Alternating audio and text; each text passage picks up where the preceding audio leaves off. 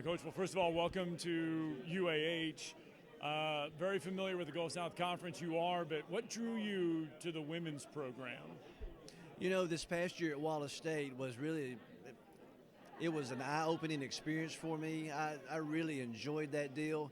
You know, it was like I mentioned when I spoke to the crowd here, that wasn't the plan, but Dr. Karlowitz kind of nudged me to do it, and I really enjoyed it. It's a different pace. It's a different level of athleticism. It's a different speed. But I tell you, coaching, the scheming of the coaching is very important on the women's side. Coaching's important with the women. I really got to coach X's and O's with those girls. And, you know, and then this deal came open here at UAH, and the stars just kind of all aligned perfectly, and here we are.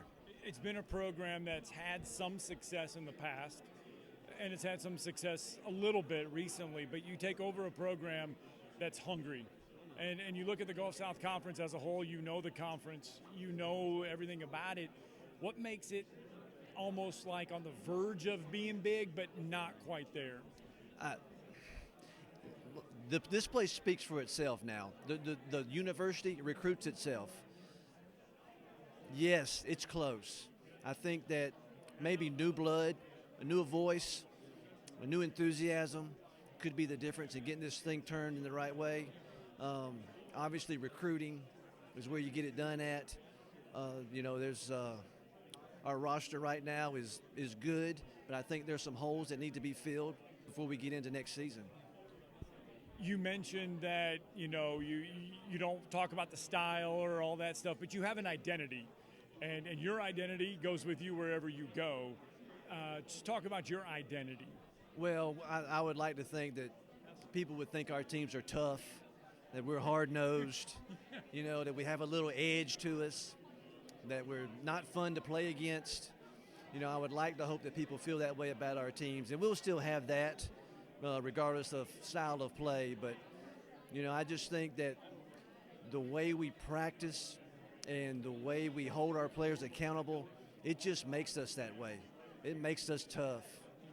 Did knowing the conference and knowing UAH really help in making that deciding factor on taking over a program that has only been to the Gulf South Conference tournament, I think, one time in the past 4 or 5 years?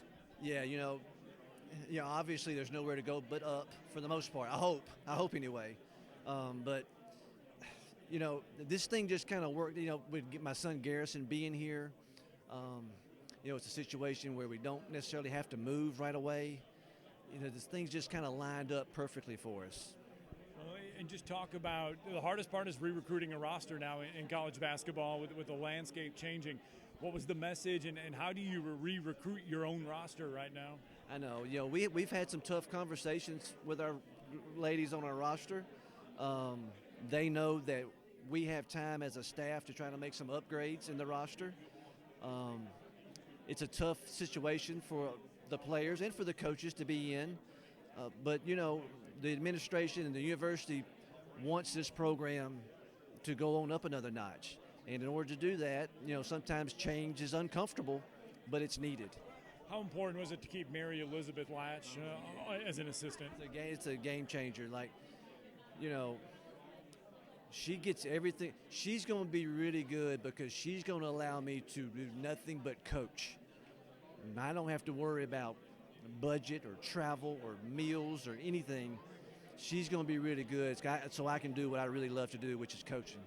Well, welcome. Yeah, thank you.